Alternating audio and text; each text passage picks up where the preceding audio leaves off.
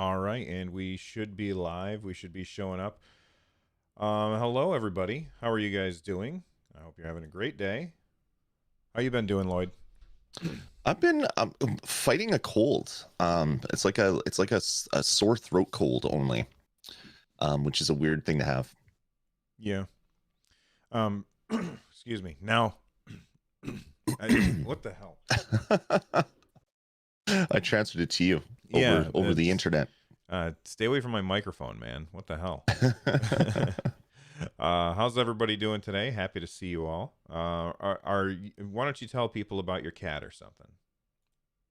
Yeah, just give me 2 seconds. Okay, while he's getting 2 seconds, I'm going to say thank you to a couple of people who became members yesterday, and we weren't online to thank them at the time. So I'm just trying to bring this up on the screen. We've got Travis McGuire, Ray Sherrod, Christopher Laidlier. They all either became or renewed their memberships yesterday. And then Ruben just sent in a super chat saying Bill's Camera Track Fund. Thank you. Rock, Oh, and look, we got a super dino right there. There we go. Love that cape. There we go. All right. So tell people about a cat. Yeah, so you can kind of see it if I put my head up right here. There's like a red mark. It's like a red line or something on my forehead. So Juno has a thing where, thanks, bud. When I get home from work, I pick her up and she goes upside down in my arms, and I pet her belly, and she'll like rub against my beard and stuff. And normally she'll do a thing where she'll like nibble the tip of my nose, like she'll just put it between her front teeth, like not the sharp incisors, just the little ones. It's kind of a thing that she does, a little love bite to say hello. So that this happened yesterday. I came up after being downstairs for a while, and she wanted to see me, so I was giving her loving or whatever, and she was going to go bite my nose but didn't, and I'm like, oh yeah, that's cool. But then she does this other thing where she grabs the side of my head and pulls my head down to her so she could bite my hat. Well, she likes biting the rim of my hat, but I wasn't wearing a hat, so she went to go look at it. There was nothing there, and then she bit me right in the middle of my forehead. And it's like, okay. And I'm like, that hurts. Like, what the hell? You never bite hard. That's really, really weird. And then yesterday morning, I got up and went and did my normal morning routine, got ready for the day, blah, blah, blah. I look in the mirror, and it's like this red line on my forehead. I'm like, what the hell? Oh, yeah. Juno bit me right in the middle of my forehead. So, yeah, that was new and kind of cute, even though it hurt a little bit. There you go. So there's your Stadia Cats update. Ray Sherrod sent in a super chat with no comment, just a dancing pair or a thumbs up pair. So thank you very much for that, Ray. We appreciate it. Lloyd, are you ready to record a podcast about video games? I have to say Wingardium Podcastium, because apparently Fisto says it's a Potter's Bolt Scar. Stadia Bolt Scar. So yeah, that's what it is. Scar, nice. So I forgot to open up my recording software, so just give me a second. Sure. Me guess no samples. Okay, and there we go. Now it's, oh my god, I have got to update my recording software. It keeps saying, hey, we've got new stuff. But last time I updated new stuff, like they changed the interface on me. So I was like, oh no, how does this work? And so it's always makes me a little bit nervous to update. But with all that being said, I think it's time. Are you ready, Lloyd? Yeah, I want to see if I look better with a little bit of light on. It seems like it's a little bit dark here. Now you have to wait for the stream to catch up. Yeah, I have to wait for YouTube to catch up. Ah, that looks a little better. All right. Here we go. I gotta hit record though. Hey everybody, welcome back to StadiaCast. I'm Bill. That right there is Lloyd. How's it going, Lloyd? Hey everybody. Going really well, man. I'm sitting right beside my my big Xbox Series X, big black obelisk sitting right behind me. I got to do product placement because apparently we're still shills here. So yeah, got the Xbox Series X, been playing just a large amount of video games over the last week. I can't wait to talk about some of them tonight. That's right. But before we get to talk about video games, if you're listening to the podcast and you're like, where do we get to see these two weirdos talk about stuff. Well, we do record the show every single Sunday morning live on our YouTube channel, youtube.com/StadiaCast. If you're here with us live, you're awesome. Thank you very much. If you're just listening to the show, you're also awesome. But come to the live show. We have a lot of fun there. If you want to directly support the show, then you can use the super chat feature. Make absolutely sure that we see your message. We also respond to each and every super chat at the end of the show. Make sure that we see your message that way. You can also use the applaud feature if you come after the fact, or you can click on the join button if you want to get extra benefits for being a member. This is right now is our best month so far with memberships, and that's where a majority of the revenue that we get from doing this show is from memberships and super chats and stuff like that. So you guys are absolutely fantastic, and hats off to you. Let's get started and talk about Stadia. But first, I want to make a quick announcement. Stadia Super Saturday, the anniversary of Stadia's release, is coming up this week on the 19th. And so a bunch of Stadia community content creators are getting together and doing like a whole thing. They call it Stadia Super Saturday. This is we've done it before. If you want more information, I'm sure that you can find it. Just Google Stadia Super Saturday. I did not put it in the show notes because I didn't even think of that beforehand. But we are participating next weekend in our normal time slot where we're always talking about Stadia anyway. Will be part of that Stadia Super Saturday. So make sure that you check out all the other content creators as well. Lloyd, That's right. you talked Yes, about sir. the Xbox. Yeah. You did a live stream Yeah. on the channel of you playing the Xbox, and what did you think of that experience? First off, I love my Xbox. Now that I've had it for a few more days, decided to throw up a stream, even though we're aware, everybody that is commenting, that this is a Stadia channel. We're quite aware of that. Thank you for pointing it out repeatedly. But it's the new console generation, new consoles. It's an exciting time. So we did a stream, or I did a stream, unboxed the thing, put it up, hooked it up, started some downloads, left it for the entire day while I was at work, came back and it's like, yep, we're going to do a stream. This is going to be fantastic. And I spent 2 hours complaining about how downloads are slow and it was taking forever and all this stuff. I didn't actually get to demo any of the really good games on stream. It was all stuff that I played after that was there. But yeah, the stream, Sammy on Stadia. Wait, is this a Stadia channel? Yes, it is. I disagree. I don't think it's a Stadia channel. It's a channel about stuff that you and I are excited about, and most of the time that's Stadia. But we're going to talk about other stuff too. But continue talking about Xbox. and that was kind of where I was bringing this. A lot of things came up. It's like, well, why are you doing this? Why are you doing this? It's because both Bill and I have been gamers for our entire lives, gamers since the Atari era of gaming, and we're interested in every little bit of gaming technology that comes out there. Cloud gaming is high up there in our interest because it's new tech, it's new, it's the future. But there'll come some times where every once in a while we'll talk about something that doesn't have the Stadia logo on it, and that's what we did. So anyway, Xbox is crazy fast.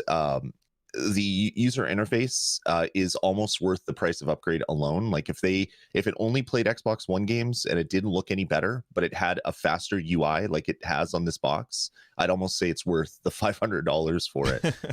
The UI itself is just crazy fast.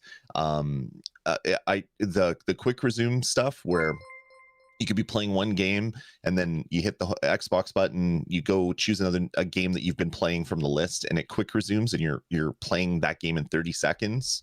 I wish that would be something that could come to Google, where when you quit a game, you could quit it in such a way that it would go into quick resume, and it basically takes the contents of the memory and dumps it to a disk file somewhere that would say hold on for a week, and then if you don't use it, it would get deleted or something. Because changing games on the Xbox Series takes no time. I know Stadia is fast, but it could be even faster with something like this. It's a good feature for Google engineers to kind of borrow. We'll say in the future that would be really nice. But yeah, man, I love the Series One or Series X rather. I don't like downloads, so it's kind of this weird predicament that I'm in. I want to play other games on the system, but I don't want to wait 20 hours. Of course, it was the first day, it was launch day, Yeah. so things were coming down really, really slow. I'm sure if I downloaded something new now, it wouldn't be as slow, but man, it was slow. It was a fun 2 hours complaining about downloads. I have seen a lot of people talking about the fact that like the PS5, I think that has even less storage space than the Xbox Series X, and they're scratching their head trying to fit all of their games on there, and it's very frustrating, and it's just really even the downloading to me is secondary to having to manage storage and Yeah, never ever having to think about my storage on Stadia is so friggin' cool. It's just yeah, really fantastic. I have 52 games that I've received as a Stadia Pro member since the very beginning. I have a bunch of games that I've purchased, a bunch of games that we received review copies for, and they are all playable whenever I want, and I never have to worry about storage yep, ever. And that yeah, is a really fantastic thing that I think a lot of people take for granted. And like you were talking about that quick resume feature, hmm and every time I see it, I'm like, wow, that's really cool. But at the same time, it's not very often for me that I go from this game to this game to this game really in quick succession. So I don't know how right. much mileage I would really get out of it.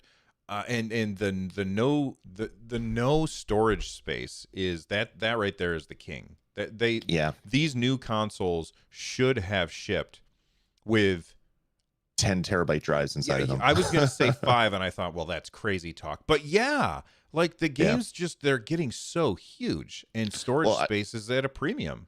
I queued up like all the big downloads. So I queued up Gears of War 5, Gears Tactics, Master Chief Collection, because that's getting a Series X patch soon. Division, a bunch of games. And then I loaded up on Game Pass games, and I downloaded just a crap ton of content, and I filled up the internal hard drive on my Series X.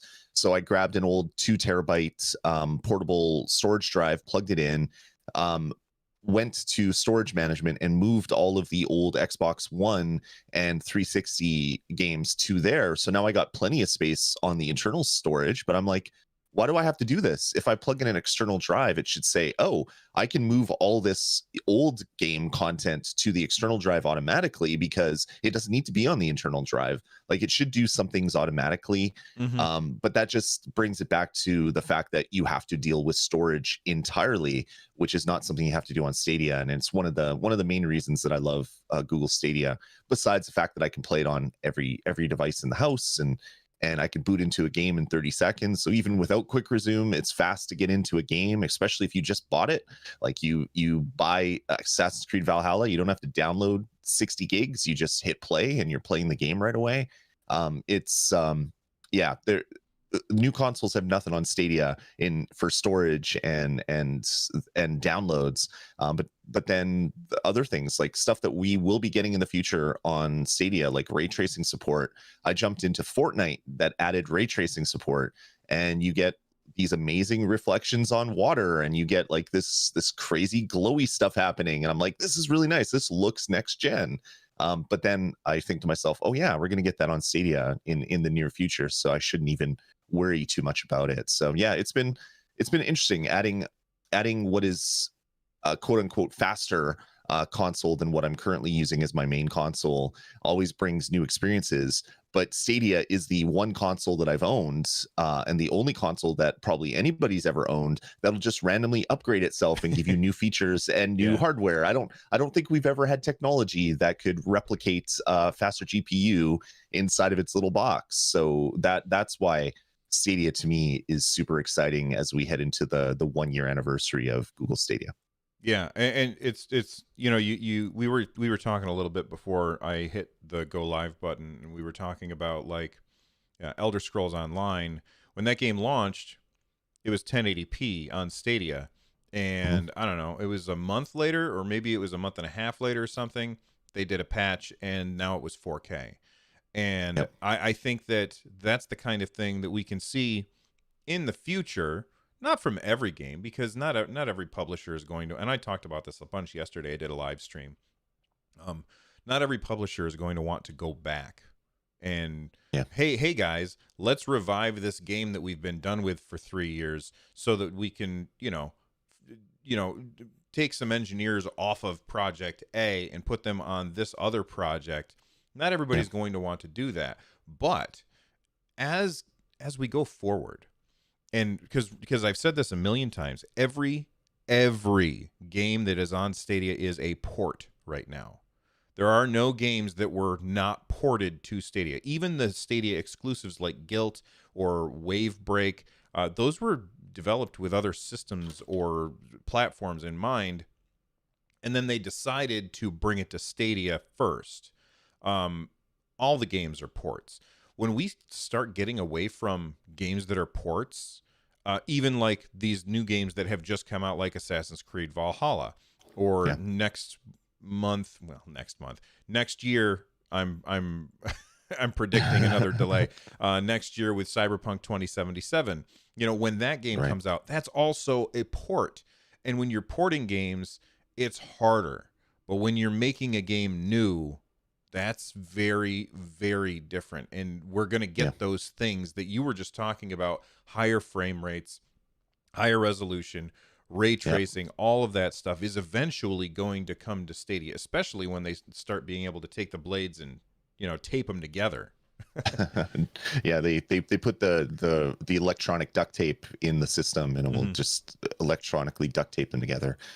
Yeah, it's going to be really interesting, and I know like we've said it earlier because we got some secret information that probably shouldn't have been shared with us, but we reported on it that Google is working on higher speed, more performant blades, which we dub 2.0. But the reality is, Stadia's already been upgraded a bunch of times. You can see games that are using stuff that earlier games didn't have, whether it's different firmware, different APIs, or different physical blades that have newer hardware on it that Google's testing. We're not entirely sure of that. But Stadia is really the only console that's going to grow with you instead of the other way around, where you outgrow the console because of newer games coming out that you want to play. Andrew So we Holland. have. Oh, sorry. Go ahead. No, I was going to say this Stadia is going to be amazing for years to come, and I can't wait to see the first game to come out in the near future. Hopefully, that will support tech that is in these new boxes, the new PS5 and Xbox Series X, so that Google can say, "Hey, we got all that stuff too. You don't have to make a choice between better looking games or no downloads. You can have your cake and eat it too, or your cake bash and bash it too, I guess." Andrew Hull in chat says, I like the cake bash joke. He says, is there or has there been any confirmation of upgrades to blades? How do we know? We don't know, but what we do know is that games got better. And the games are going to continue to get better. And I mean, Stadia can't live on these current gen hardware forever. That's not Yeah, how it works. Like, you have to upgrade stuff at some point, yeah, and we're not going to have to pay for that. That's the thing that and makes Stadia so friggin' cool, is we don't have to pay for the upgrades to the hardware that we're using. We just keep playing the games. That's why it's so awesome, and that's why I'm all in on Stadia. Will I get an Xbox or a PlayStation? Maybe eventually, if I can ever find one, and maybe when the price comes down a little bit. sure. But like, I'm always going to be playing on Stadia because the convenience is there. And eventually, like Lloyd said, we're going to have all the same features that are on the other stuff. So I have Yeah. zero doubt that that stuff is coming. And we've already heard like anonymous stories that devs are working on faster hardware, and that if that is true, like we have to take them at their word. Yeah. We have to believe that they're sharing something that they shouldn't be sharing with the general public. And if we can get past that point, these upgrades doesn't mean that doesn't necessarily mean that Google's gone to all of their machine rooms and taken servers out and put new servers in. They could have done something as simple as when they spec'd out the systems, they wanted 10 teraflops, say, just because it's a nice round number.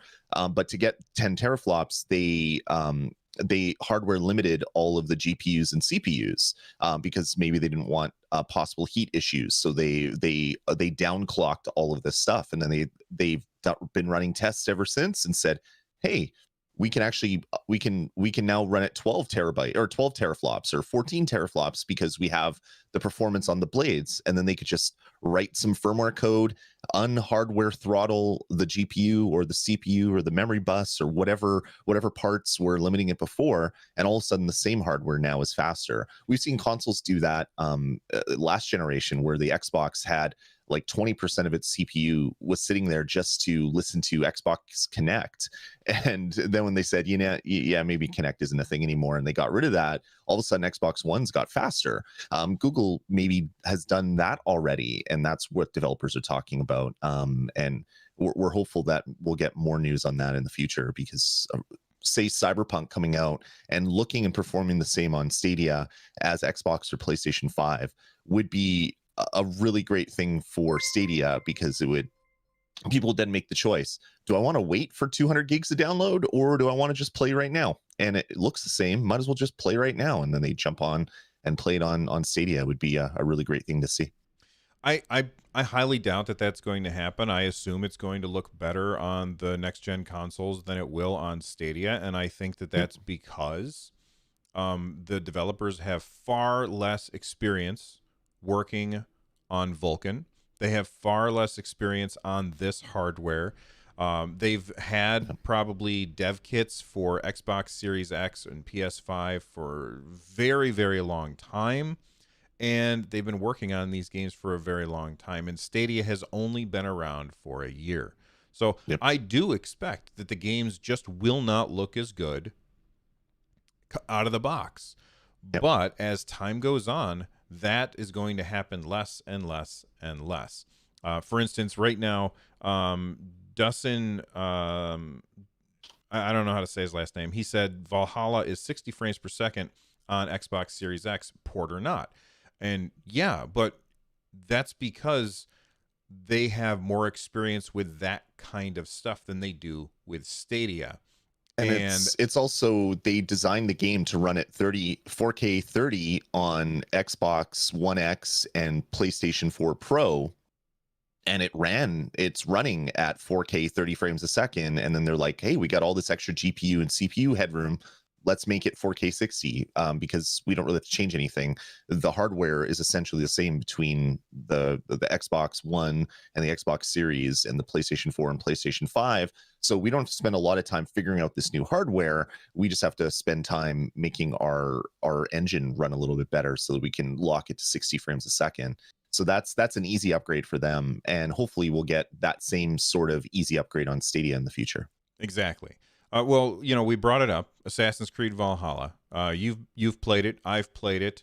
Yeah. What are your thoughts on that game? I've put about maybe 20 hours in. I'm like straight addicted to the game. I'm a huge fan of Assassin's Creed all the way back to the first one. So I've loved the franchise. It's always had issues. Either the engine is fighting against you while you're playing the game, or there's weird bugs, or the game is just too big. Like there's been a lot of complaints over the years, but Ubisoft has really turned the corner when they came out with Assassin's Creed Origins, like 6 years ago, whenever that came out, which was set in Egypt. That was a great game. It kind of rejiggered the whole formula for for Assassin's Creed. And then they came out with Assassin's Creed Odyssey, which was an even better or an even bigger change to the formula. And it was, most people that have played Assassin's Creed for a while, they say Odyssey is their favorite because of the big world and the climb anything and go anywhere and huge upgrade system and the endless amount of loot that you can upgrade and stuff like that. Assassin's Creed Valhalla takes a little step back from that. The world itself isn't as big as the previous Assassin's Creed, I guess would be the plural of that. But it's big enough, and for me, the game feels more like a I don't know, a first person story based adventure game, similar to say a Tomb Raider or a Uncharted, with an open world kind of tacked onto it, instead of the other way that Assassin's Creed felt, which is an open world game with a story tacked onto it. So I don't know, it's interesting. I'm very how do I want to say this? I'm interested in different parts of the game than I normally would be, from earlier Assassin's Creeds. There's a settlement creation element in there where you're trying to get stuff to build up your little Viking settlement. There's random quests that you can walk up to. Someone will just have like a talk to me icon above their head. You don't see it on the map, and they'll send you out on a little quest line. The map itself is less cluttered with like icons everywhere, meaning that if you have like gaming OCD, you don't stress that you can't tick every single thing off. You can do the big things if you want, and then happen into all the little things if you choose to do that. It's been amazing. And 15, 20 hours in, whatever I'm in, I think it's my game of the year so far. I haven't beaten it, of course, but I love the franchise, and this is doing everything that I want it to do. And it plays like a dream on Google Stadia, even though it's not 4K 60. Anytime you stream the game, everyone's like, oh, this looks like garbage. Well, why? Well, it's not 60 frames a second. Well, I'm only streaming at 30 frames a second. So even if it was 60 frames a second, you wouldn't see you wouldn't see it. But yeah, people just care about the numbers sometimes. And the game itself just looks and performs amazingly on Google Stadia. Yeah, and before we were recording, like you were saying that you've also played it on Xbox, and it is better on Xbox, Yeah. right? Yeah, I snagged a copy on Xbox as well because I'm crazy like that, and it performs. It looks better at 60 frames a second on Xbox. The HDR that it's doing looks better on my particular screen as well. So there's differences between the way that it's running on my hardware, running on Xbox, to running on Chromecast. But yeah, I mean, it's 60 frames a second is really the only difference. Okay. And the nice thing is, since it has Ubisoft Connect built into it, my save games, when you save them, they get uploaded to the cloud. And then you can switch to the other system and download that save game and just jump right into it. Oh, cool. Which is great. Except if you have DLC items, they don't transfer across. So I spawned in my Xbox version, completely naked, because all my armor was DLC armor that was locked to Stadia, and I was like, oh, I guess I need other clothing. So I went and equipped all my other armor and stuff like that. But yeah, it plays well on both systems. I love it. I'm having fun with it. I'm not nearly as far into it as you are. I have not had a bunch of time this week to play video games. I'm probably about 3 hours into the game, so very early. I've just finished my first boss. This is, by the way, my first Assassin's Creed game. I've never played one before, so this is completely new to me. Like, there's this weird thing where I know that there's some kind of weird future thing happening at the same time that this game is happening.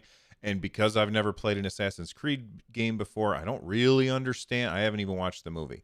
I don't really understand what's happening. But the whole story about the Viking and, this character trying to avenge their father, it's all really, really cool. And like I said, I've just gotten to the first boss fight. My gripe with the game so far is probably a my expectation kind of thing. And I was expecting as Assassin's Creed and maybe I'm not far enough into the game yet, but I was expecting that I would be sneaking around, murdering people all by myself. And what I've experienced mostly instead is that I have been going on raiding parties with a bunch of other Vikings, and I'm like, man, I first off, I can't tell who's who. Like, I don't know who's a good guy and who's a bad guy. And so I walk up to people and I swing and I'm like, oh no, that's a good guy. The bad guys are wearing the different helmets or whatever. And I'm just like, I would prefer that I'm just like the solo assassin all on my own. And maybe that kind of stuff is going to happen later, but I'm doing a bunch of raids on boats and stuff. And I'm like, I don't really like this part of it. Yeah, the game is a little bit different. All pretty much all other Assassin's Creeds are more of a single player experience. This one is bringing the whole like Viking village creation mode into it, and because of that, you have a longboat filled with other Vikings that want to murder everybody that isn't Viking or isn't part of your clan and take all the spoils home. Right? You can play most of the game without doing that. Like, you don't have to do those raids except to get more building equipment or building supplies to increase the size of your little village. You can basically do the rest of the game solo if you want. I've done most of the content solo. The one difference with this game compared to most Assassin's Creeds is you kind of start out without being an assassin. You can do some of the assassiny moves, but you don't have like your hidden blade right away. You don't have the ability to jump from hikes, extremely high buildings without dying or taking a lot of damage right at the start. And that's woven into the story, and they kind of explain sort of why or how they explain the stuff that you're given when you're given it. And it's kind of, you can tell that it's part of kind of a bigger story. There's a certain part that I've passed already where you are back in the real world and you're trying to see what's happening in the real world and why you're in this virtual world doing the Viking stuff. So yeah, I can't wait to see how this story kind of plays out because of that. But yeah, stick with it. And a little tip: if you're in a raid and you don't know who you're supposed to kill, just hold down the right stick to do your little burst. You hold it down for like 2 seconds, and all the people that you have to kill highlight red. So if you can't tell from their what they're wearing, you can see the ones that have red marks on them. You can go kill them, and it's just kind of death by numbers, I guess. Once you do that. Speaking of killing people, I did try Sniper Elite 4 because a lot of people kept asking me, Bill, have you tried Sniper Elite 4? I have tried it now. I don't like it. It's not a game for me.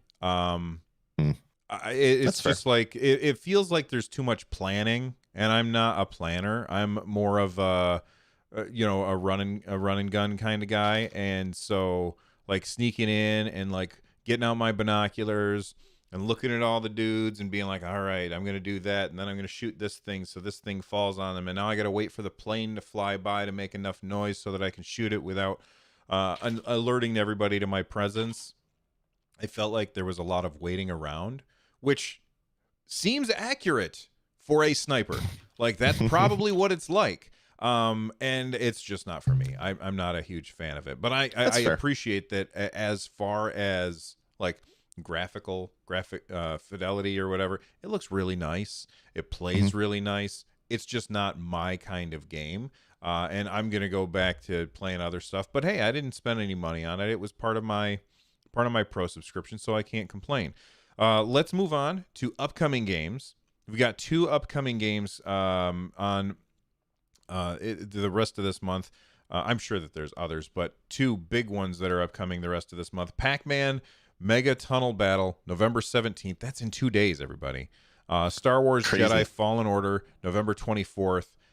These are both games that I'm going to be picking up on Stadia. I'm very excited for both of them. Nice. Pac-Man is incredible. I've played the hell out of it. And Star Wars, I've been watching Mandalorian. This is the way. No spoilers, but I'm having so much fun watching that show. I can't wait to get more Star Wars into these eyeballs. So Nice. all right, but before we get to the news, I can't believe we've been talking for a half hour. We haven't gotten to the news yet. Borderlands 3, have you seen this, Lloyd? If you go to the deals section on the Stadia site, I'm going to bring it Mhm. up on the screen right now. If you go to the deals section, they list 3 games that are on sale right now on Stadia. My OBS is screaming at me that encoding is overloaded. I don't know what is happening here. But it says Destiny 2 is on sale. F1 2020 is on sale, both versions of it. They don't mention anything about Borderlands 3 being on sale, and that game is on sale right now for $20. Ridiculous. Why is that? Why have they not mentioned this on the site? It's only like people have just found it.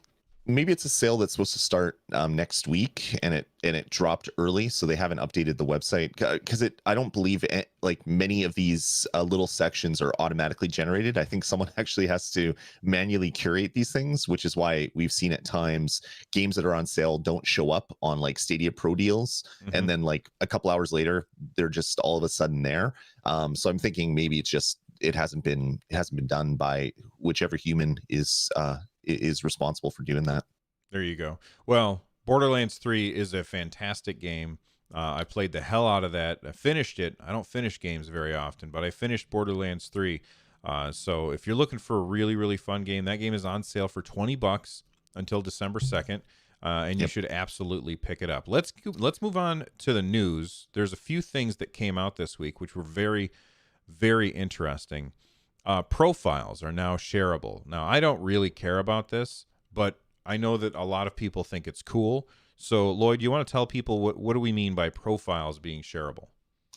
So if you ever see a link that is stadia.google.com/profile/random numbers, that's a link to someone's page on Google Stadia. So it could be your page if you're looking at your own profile, or it could be someone else's profile. Profiles can contain information about you, what game you're playing, all the games that you've played in the past, all of the achievements, your friends list, all sorts of things. But it's also locked down to your privacy settings. So if, like me, you've locked every single thing down to private on your profile because you don't want to be the star of a Reddit post again, if you're playing something early, you'll see not a lot of stuff. I'll drop my profile in the chat room so people can see what you'll see, which isn't a lot of things. But if you're someone that has everything unlocked, people can kind of compare how long you've played a game, what achievements you've unlocked, all that fun stuff that way. So just a really cool thing. And it's getting more into kind of like the social aspect of Stadia that we know is coming with chat and with other things. So they're continuing to build out stuff that you would see on a normal console, and they're adding it to this cloud-based console. Yeah, well, you mentioned the social things that we know are coming, so I'm going to skip the shares capture thing, and we'll come back to that in a little bit. But let's talk about this. Infinite Jester on Twitter, who works on Stadia, he tweeted out a bunch of emotes, and people were like, "What does it all mean?" And then people started to figure it out. Basically, on the Italian version of Stadia, messaging is now available, so you can now like send messages to people, and if you want to, you just log in on the Italian version of the site, and it's there. I'm assuming it's going to come to all countries eventually. All countries that Stadia exists in currently, eventually. How do you feel about messaging on Stadia? Is this something that you're going to use?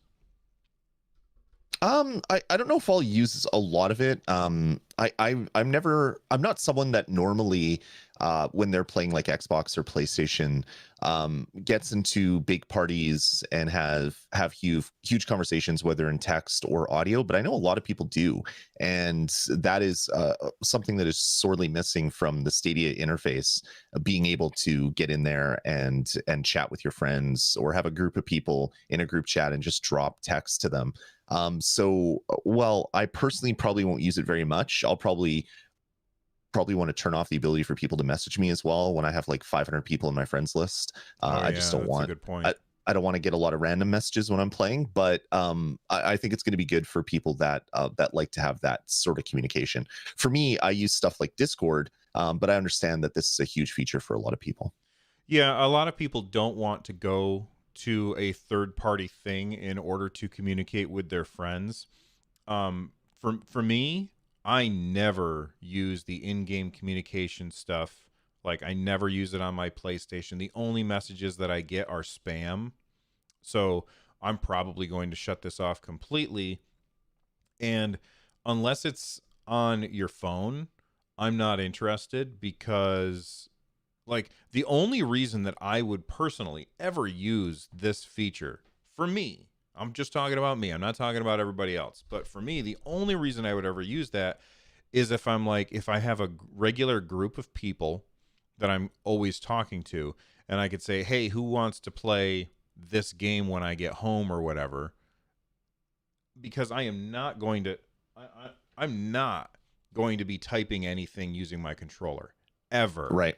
I'm never going to do it. It's too much of a hassle. It's not worth it. It's just not, it's not fun to do that. So I'm never going to use this, but I know that there's a lot of people that will. And for those people, I'm very happy. Now, there's been a lot of people wondering what the hell is taking so long? Why is messaging, Google has built 17 messaging platforms. Why is messaging taking so long on Stadia? And I think one of the reasons is because they're trying to make it a little bit different. Stefan Dennert tweeted this to one of our community members and fellow content creator, Gem Stadia. And basically, they have built into messaging instant translation.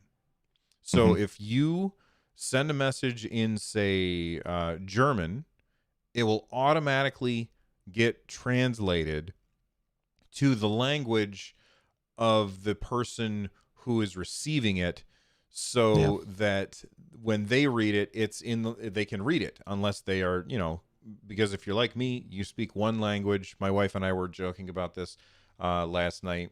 We were watching this French Canadian band play music on Twitch, and we didn't know anything about what they were saying, but the music was fantastic. And my wife said, "Don't you find it ridiculous that we're like the only country that doesn't speak, like that nobody in our country really focuses on, like all the other countries, everybody speaks multiple languages. In our country, we don't bother." But anyway, this tweet shows that it's written in English, but the text is in German. That's so cool. Yeah. It just shows what Google can really do. Like they can leverage 20 years of technology that they've built and bring it into Google Stadia in different forms. Voice to text is going to be huge, and then text to like native language text is going to be equally as huge for people that have friends in different parts of the world. This is something that I don't believe I've seen on any other system. I don't think auto translation is on any other console. So this is a pretty cool feature that is out there.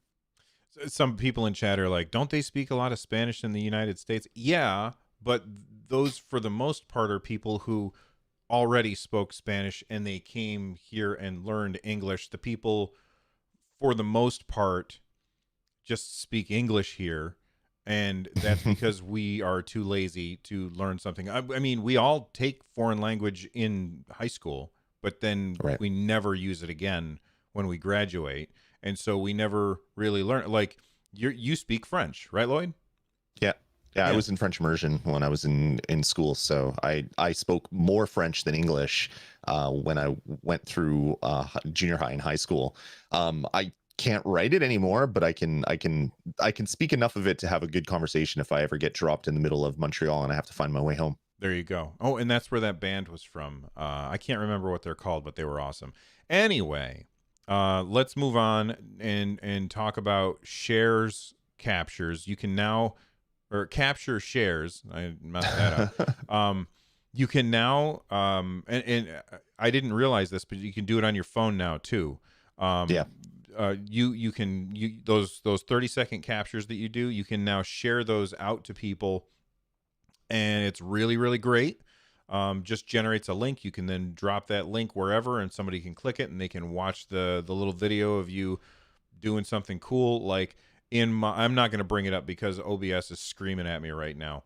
But in in the show notes, you can see a clip of me having a really, really close call in Pac-Man Mega Tunnel Battle.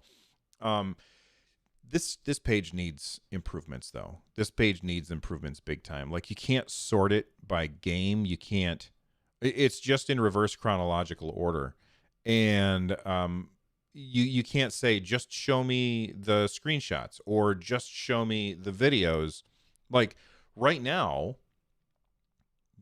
Stadia Pro members have a certain number of videos that I can't remember what it is, but a certain number of videos that you're allowed to have on Hmm. your profile at any time. And what I would love to do is to be able to bring up all of the videos and then select a bunch of them and delete them in order to make room for new ones. Like, I'm not hitting the cap anytime soon, but I know that eventually I will, and I need an easy way to take care of that. Hopefully that comes soon. What do you think? How can they improve the shares capture, Lloyd? I don't know. I mean, for me, for what I need, it's good enough. But it would be really Yeah. nice. Like what I wish Stadia had, which it doesn't really, is it's kind of like an OS overlay when you're in a game. And it kind of does. Like if you're playing on keyboard, you hit Shift Tab, and it brings up the little friends list thing, slides out, and you can look at some of the content. But I wish you could hit like the Stadia button on a controller or Shift Tab, and you could get access to all this stuff from that interface. So you don't have to go to another web browser and open up stadia.google.com and scroll down through the 70 games you have in your library right to the bottom and hit view all. It'd be nice if there was like a captures section in that little slide out panel, and then have the ability right from there to share it out, to send it to Twitter, type a little message, send it to a friend through messaging, things like that. I'm sure all those things will come at some point, but yeah, it's stuff like that is what I would really love to see. Yeah, I agree. If you have other ideas for how they can improve the Stadia capture feature and the page where you go to possibly watch them or share them out, and you're watching on YouTube, leave a comment in the comment section down below. All right, free stuff. Did you get any free stuff, Lloyd? Because I got a free Premiere Edition. Uh, No, you didn't. it's not available in Canada yet. Oh, okay. So it's coming. That's great. It is, but I Well, wasn't that's a the rumor. YouTube. I wasn't a I wasn't a I'm not a YouTube Oh, prime, what is it called, YouTube premium. Premiere? No, premium. I'm not a YouTube Premium subscriber, or I wasn't. I signed up I don't know, half a week ago, way after the cutoff, but I'm hopeful that maybe the cutoff date for Canada is a little bit later, so I might get on it, because I would love to have more Chromecasts in the house. It's great. Like they gave away many of these devices to people in the US and people in the UK. It's fantastic to see people on Twitter saying, "Hey, I just got a Stadia Premiere Edition. This actually works." I heard all the hate for a year, and I never decided to check it out because of everybody on YouTube saying it was junk. And I tried it out, and it's almost like magic, and blah blah blah. All these really really great comments that are happening.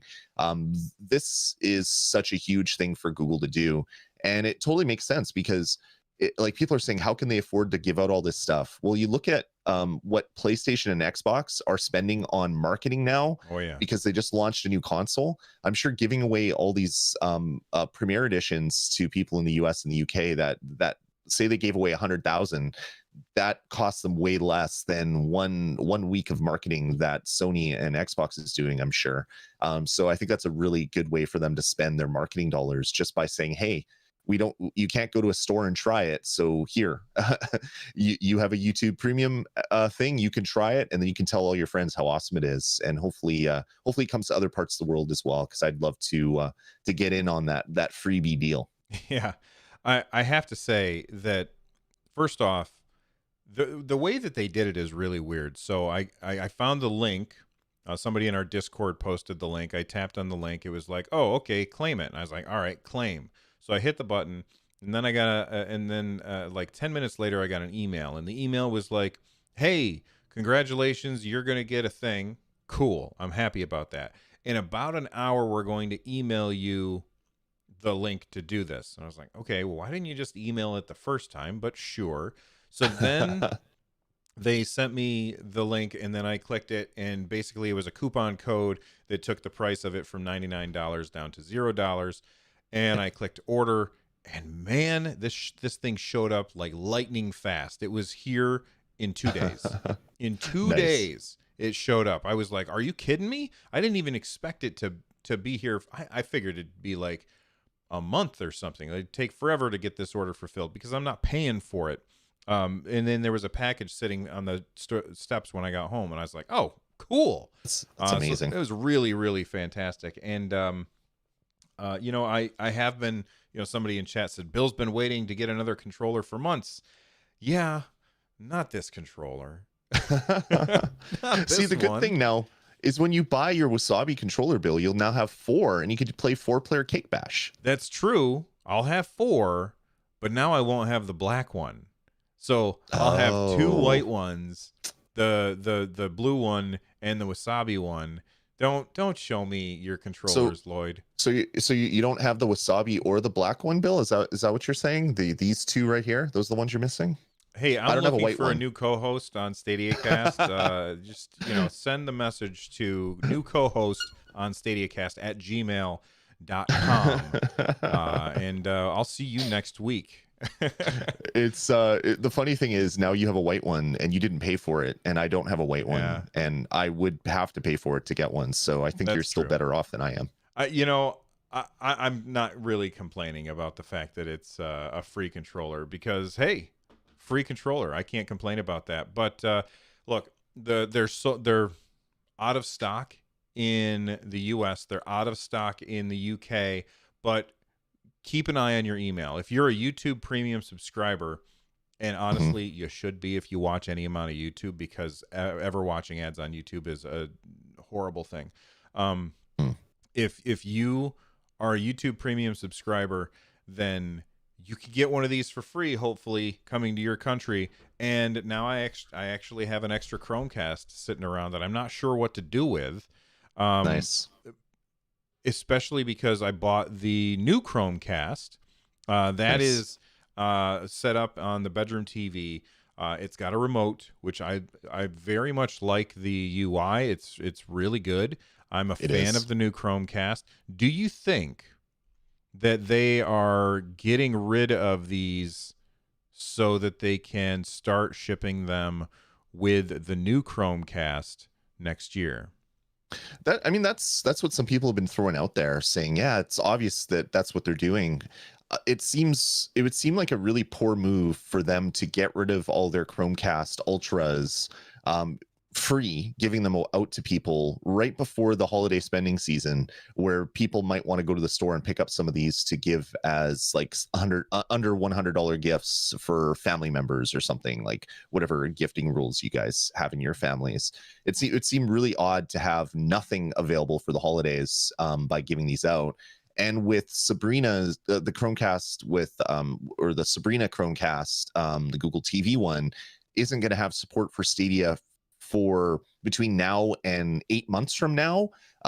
It would be really odd to get rid of all the Chromecast Ultras and not have anything available for 8 months or up to 8 months. So yeah, I don't know. Maybe it means we're getting Sabrina support really fast, and they're going to come up with a new bundle that has a Sabrina and a Ethernet plug in there. But I highly doubt it. They said that it's gonna be between the first half of 2021. So we have up to 8 months to wait for that. So I don't think they're gonna get it done this year. So yeah, I don't know, man. It's a curious thing why they're doing it right now and not selling Chromecast Ultras on their website. Yeah, that's also very true. It's very confusing to me. Although the fact that they are out of stock, I don't think that means that they don't have any more. I think that they just said these are how many we are willing to give away. And I'm sure that they still have more sitting on a shelf somewhere that they'll allow you to buy a Premier Edition, I'm sure. Let me know if I'm wrong. If you go to the website and you try and buy a Premier Edition right now and you can't, let me know. I do want to know, but I'm sure that you can buy one. I'm sure. I would think so. All right. Well, that's it for the news for today. Let's go ahead and move on to our crowd play. This is where people send in topics for us to discuss. You can do that using the super chat feature right down below. We've had a few that have come in. We had a super chat with no message from Sukotronic. So thank you very much for the support. And thank you to everybody for the support. Ruben sent in a super chat. They said, do you guys miss patch notes for games /software/hardware on Stadia? With no visible downloading and patches, it's not as visible when there is an improvement. Should they add notes of patches in their this week on Stadia? Absolutely, they should. Yeah. They should also have like an icon when you go to launch a game that it's been updated. Click here to find out what's changed in the game, because sometimes that could be a pretty significant change. Like, for instance, in a game like Elder Scrolls Online, when they do a huge patch, guess what? You might like the build that you've been using may no longer be effective, and unless you are able to read that, I don't know if that's really a great example, because the people who have a build in that game are probably tuned in enough to know when there's a patch. But you kind of get what I'm getting at, is like, if the game has changed significantly, I'm going to want to know what those changes are.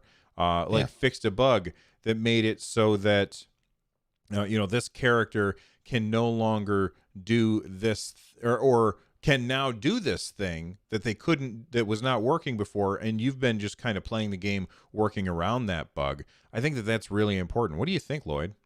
Yeah, that was the one thing that I loved so much on PlayStation 4, where you could go to any game, you hit the one of the, I think the start button, whatever it was called, the options button or whatever, and then there was patch notes was an option there, and you could always see what was new in the version that was there. And I wish every single console did that, because first, for example, what is it, the Wind game that I always blank on, Wind something, Wind Windbound. Song?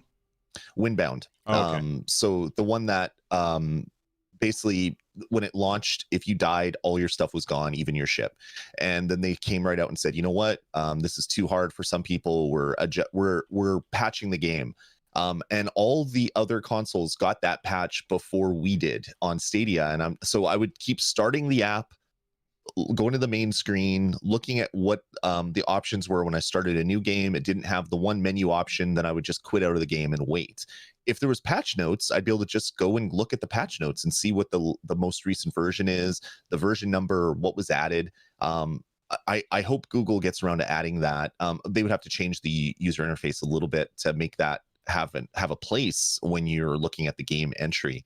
But I think stuff like that is important, even more so on a console where you don't see the patches. You don't know that a patch happened. So having some place to go in and verify that, oh yes, 4K 60 support was added to Bob's building simulator. Okay, that's exactly what I was waiting for. I'm going to go start that game up. Yeah. Jem just sent me a message letting me know that he just found on the Italian version of Stadia, if you're in a party now, you can have, there's a chat button, so you can have like a group message. So you can basically have like a party that you're a member of, and you guys can send group messages to each other. Of course, this is so far only on the web, not on the actual app yet, but I think that that's pretty cool. I think that it's cool. This doesn't surprise me at all, though. I just wanted to let people know because he sent that to me in the middle of the show. Yep. Yeah, exactly. All right, let's get back to our super chats that people are asking. Thanks for sharing that, Jem. Anthony Talcott says, PS5 controller feels next gen. The resistance in the right trigger in Borderlands 3 is very cool. Hopefully Google implements something like this for Gen 2 controllers. Also, please upgrade Stadia's UI. I'm going to start by saying I agree with the second part. The Yep. first part, I don't see them making a Gen 2 controller for a very long time. Yeah. I'm talking years before we see the next Stadia controller. And it's so tough when you have a new console and that console comes with the new controller and it has the new features in it. That is pretty compelling. Yep.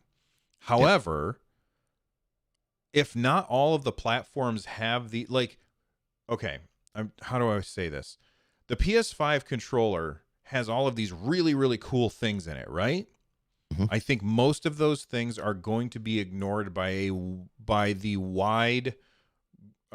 most developers. Most developers are just going to ignore those things because they don't exist on Xbox. They don't exist on Nintendo. They don't exist on Stadia. So why bother building in the support for those features if only this segment of the population is going to be able to take advantage of that? The Yeah. exact same thing happened with the DualShock, whatever the number is after it, where it's DualShock got 4. this touchpad in the middle, which Yeah. And it's nobody got the ever light used. bar. It's got the Oh. light bar, it's got the gyro, and Mhm. because that wasn't on Xbox, most developers just ignored that stuff. Yeah. Xbox has It's basically said, hey, this is the controller. We're not going any further with a controller anytime soon. So don't expect a bunch of new features. And because of that, I don't think that we're going to be seeing that on other systems either. Yeah, like last generation, Microsoft had adaptive triggers as well. So when you're playing a racing game, the actual trigger it's like a force feedback built into the trigger. So when you're going around a corner, you could actually feel your brakes slipping and things like that. It was really great, and they've refined it a little bit for Xbox Series, but it seems like Sony took what Microsoft did in their Xbox One controller and took what Nintendo did with their Joy Cons with the haptic feedback and added all that together. And it apparently works really, really well. But like you said, last generation, almost no one supported the DualShock specific features. I don't think many games, except for first party games, are even going to support that new controller. I could see a future on Stadia, say in a year or two, where they come out with the Stadia Pro controller, which has a better D-pad, the ability to adjust the weights and length of all your joysticks, similar to like the Xbox Pro Mm-hmm. controllers and things like that. I could see something like that happen, and then maybe add force feedback into the triggers. But then again, most games won't support those new features, so it's kind of like, would you be wasting money if you picked one of those up then in a couple years if it does come out? Yeah, and you know, I don't know. I think that the ship has sailed on. Look, okay, so I was watching a PS5 review video from Marquez Brownlee. He's one of my favorite tech YouTubers, and he was talking about like Spider-Man. So he played this cool game. It's a pack-in, I guess, that came with it that Yep. basically shows off all of the controller stuff, right? And then he was like, "This is amazing." And then he played Spider-Man, and he was like, "Wait a second. So all of that adaptive trigger stuff doesn't work with like I assumed that I would be able to feel the slinging, and you Hmm. can't. Like they Yep. didn't even do it with Spider-Man, and that's a platform exclusive.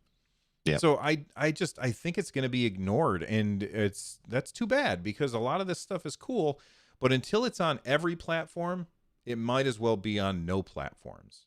Exactly. Yeah. Yeah. Lowest game publishers, they make a game for the lowest common denominator. They don't like having specific features for this one version and specific features for that one, because then it increases the QA time that they have to do every time a patch comes out. So they just support the base features across all the platforms, and then they don't have to worry about all that junk. And you know what? Maybe I will be completely proven wrong, but this time next year, nobody will be talking about the PS5 controller and its features because no developers are going to use it. Yep. But maybe I'm wrong. That's just my prediction. Cedric Crenshaw sent in a super chat. They said, "How badly do you think the pandemic has affected Stadia development of features and games? Do you think we would have gotten features like messaging, YouTube streaming, etc., or even some games earlier without COVID? Um, oh my 100%. God, COVID has destroyed the gaming industry. There's so many things that have been delayed, and entitled Yeah. little pricks who constantly complain about these things being delayed. Like, Yeah. if you're one of those people, and I'm not saying that Cedric is one of those people, but if you're listening to this show and you're one of those entitled people that's like, oh, this game got delayed, woe is me, shut up. Just shut up. I'm not interested in what you have to say anymore.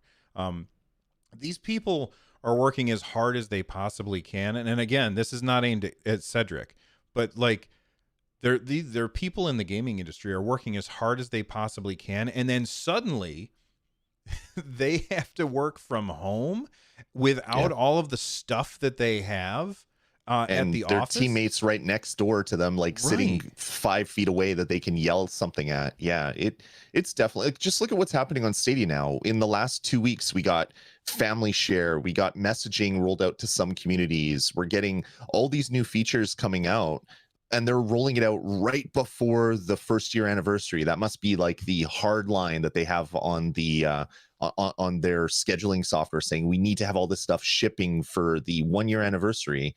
Well, they're shipping it all weeks before, so you know that most of the stuff would have been ready Yeah.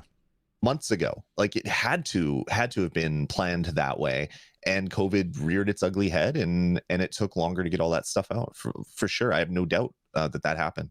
Yeah, I think that any estimation of how long things have been delayed is probably too low. I Yeah, think that a lot of the stuff was probably like, I would say like, so much of this was probably supposed to come out around E3. So yeah. much of Well, stuff that we still don't have yet was probably supposed to come out around E3 because it would have been a big hype machine right then. And yeah. it just We saw it. didn't, because everybody had to get separated, and they can't. It is so much harder to work from home than it is to work when you can work directly with the other people who you work with, because that Yeah. conversation, a lot of work gets done in that face-to-face conversation. Yeah, little water cooler conversations gets things done. Yeah, I mean, we saw it on Nintendo, that things were supposed to come out in April, May, June, because whenever they'd announce a new game, like with a stealth drop, people would find stuff on their website that had a date of like March or April or May. So we know that game was supposed to come out then, and that just it was delayed because of COVID, pushing all their stuff back. If that's happening to Nintendo, who always has things ready early and ready to just launch at a moment's notice, that happened for the rest of the industry as well. Yeah, and when it comes to like games getting made, not even like the features and stuff that like we were just talking about, because that is a little easier to work on at home than making a game. And somebody's like, well, why? It's just programming. But what you forget Mhm. about is all of the people who have to get in a room together to do motion capture, to do voiceover stuff. All of that Yeah. stuff requires a lot of people in close proximity to each other, and that's slow. Like, that stopped happening. I think that's probably the biggest thing that hit things like places like Baldur's Gate and Cyberpunk, is they were not able to get their motion capture people in to wear their weird little suits with dots all over them so that they could be filmed doing weird stuff. There was this really weird thing where they were showing like the romantic stuff in Baldur's Gate 3, and how the motion capture stuff all got delayed. That's a weird job. That's a That really is a weird job. very, very weird job. Deucin sent in a super chat. They said, when do you expect to party? When do you Parity. expect parity? When do you expect parity with next gen consoles?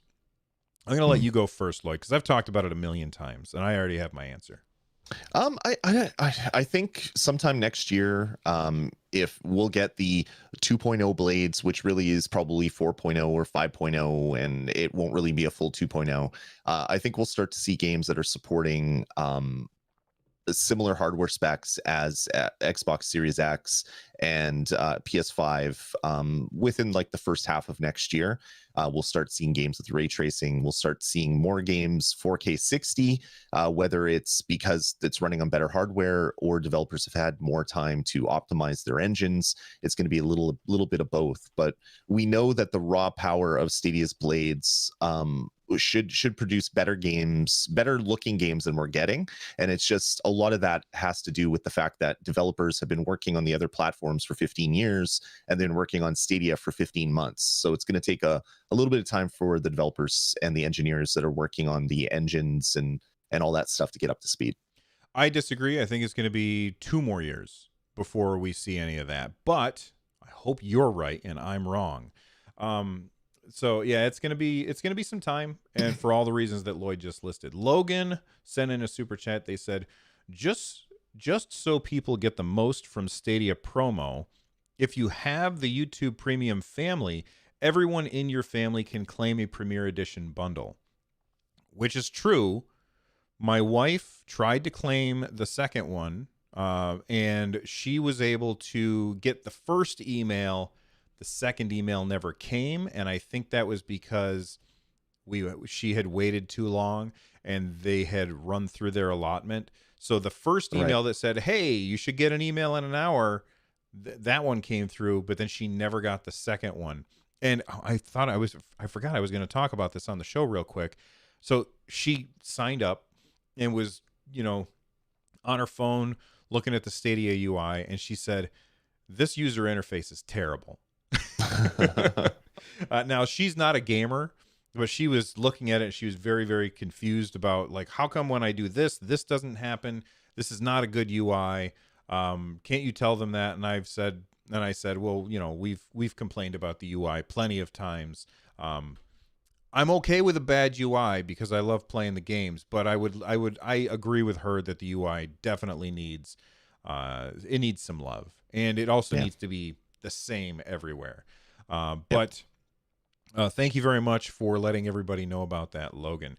Deflem sent in a super chat. They said, "Greetings from Germany." Thank you very much for that. And Eddie Player One, who's also a content creator for Stadia, he said, "Played Astro." That's that little controller demo game that I was talking about. He said, "Played Astro on PS5. I know it's a controller demo. If at least 3 PS5 games from first-party studios per year show a similar experience, I'm 100% sold." I really want to try it out. I don't want to buy a PS5 though. Sony made me mad last gen, and I'm leaning. If I'm gonna buy anything, it's probably going to be an Xbox, for multiple reasons. A, I don't like Sony's mustache twirling that went on last time. B, I think the PS5 is hideous, and I don't want it on my desk. And C, I don't have a C, but there's just those 2 things.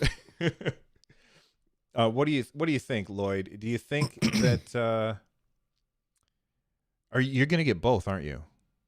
Yeah, I'm gonna buy a PS5. It won't be in the near future. It'll be sometime in the spring. But yeah, I own every console. I always do, because there's always exclusives I want to play. I love the fact that they're doing something different with their controller. I really hope it takes off. And it's good to see that they're not just they're not just aping another company and stealing what they did, which Sony's done a lot in the past. It's like, oh, well, Nintendo did really good here, let's just borrow that. It looks like they're really taking things into a new direction, which is great. Now we're going to wait for all the other manufacturers play catch up and make their stuff just as good. So yeah, I really hope that it does well, because I'd love to see more adaptive controls put on all the controllers, force feedback and everything like that. Anything that can give you, it can tell a story that isn't happening on the screen through sound or through vibration, is going to be a really, really good thing for more I don't know, more immersive gaming experiences. Yeah, and just so everybody's aware, don't think for a second that I don't want these features. I think that these features sound awesome. I just think that with Xbox not including anything like that on their newest controller, that the die has been cast. It's too late. The rabbit is you won't see anything like this until maybe next gen, if there is a next gen. And like so what are they going to call the Xbox, the next Xbox? The Xbox Series 1? That would be confusing as hell. It's already confusing. I don't know how they're going to make it more confusing, I'm sure. But yeah, a good thing we have like 5 years to wait before we have to deal with that. Yeah. All right. That's it for the show today. Thank you, everybody who listens to the show, who watches the show on YouTube, who supports by becoming members or super chat, or if you just like and subscribe, all of that stuff. We really do appreciate it. That's it for the show. You can follow us on Twitter. I'm at RunJumpStomp. He is at Dasme. That's DASME.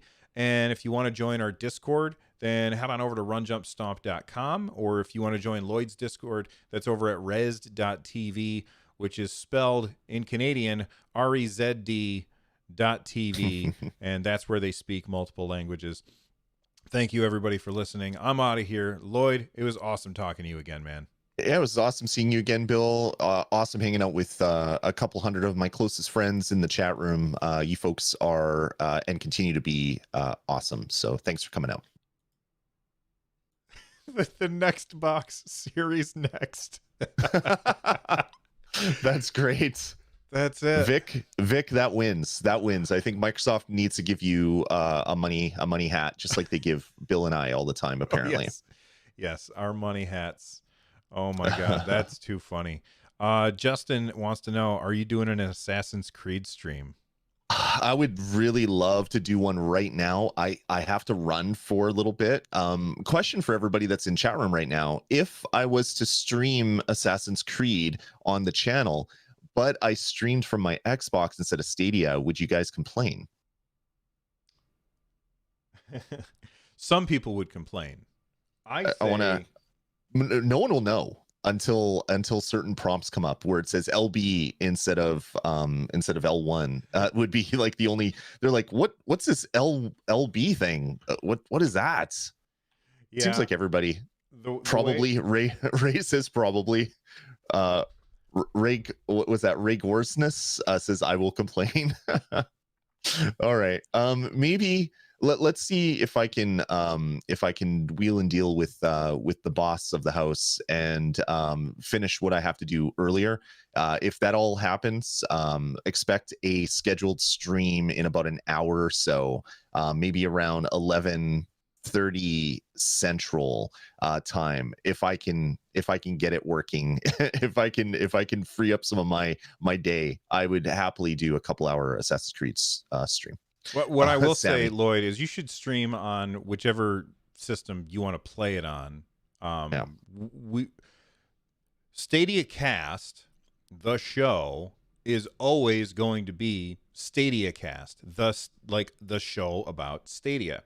But that doesn't mean that you have to be locked into only playing Stadia games and only streaming Stadia games. Yep. Yeah, us, Bill and I have had this conversation many times, but it seems like there's a few people in the community they're showing up less and less that complain about any time that we say another company's name. If we say Sony, they freak out. Oh my God, you're in bed with the enemy, which is just such a weird idea to have, that we're not all part of the same gaming industry, and pretending that it doesn't exist is a better way to go instead of talking about everything. I don't know, it just drives me insane. It does. All right. Yeah. And Twitch has been really ticking me off lately, so there's a chance I might not stream over there, and I'll need some other place to stream because I'm very unhappy with what they're doing. Anyway, yeah, they're DMCA junk has been not so nice. That's just like the straw, you know. Well, it's their reaction to it. Yeah. Knowing about something for 6 months and then not doing anything about it, and then just randomly deleting stuff and say, hey, you have to delete your whole entire history on our service because we can't give you better tools. Just a really weird way to go about things on their end. Eric says, have you tried turning Twitch off and on again? I might just turn them off and Hello, IT. stream over here instead. Anyway. Is it plugged in? Ah, right. You have to plug it in for it to work. I've been watching the IT Crowd again on Netflix, and such a great series. It is awesome. I love those two. Eddie Player One says, and for those of you who are like, wait a second, there's no way that they actually said this. Yeah. Just stream games without audio. That's their solution. Because everybody was getting caught for in-game music, so they said just turn the in-game music off. And then some person, I can't remember which channel it was a big channel, they got a bunch of their old videos claimed because there was a particular like death sound or something that someone says, hey, I own that sound effect, and a bunch of games used it, and it claimed a bunch of old videos with DMCA strikes. And so the response from Twitch is, maybe just play without sound for the near future until we can figure out what's happening, which is, I mean, we're talking about sound. You couldn't be any more tone deaf. Right. But Eric 011-899-988-199-199-725. No, 3. Yeah, 3. Okay. You have to have that pause at the end. Oh, so good. That's such a great series. Thanks, Eric, for that. All right. I'm going to let you go talk to your wife, and maybe there will be an Assassin's Creed stream in a little bit from Lloyd. And if he doesn't show up, then everybody just tweet him pictures of cats. Yep. You send every cat pic to @Dasme, and that might keep the bosses of the house, the 2 cats and my wife, happy enough that I can free up a couple hours to do some game streaming. All right. See you later, Lloyd. All right. Take it easy, everybody. Bye.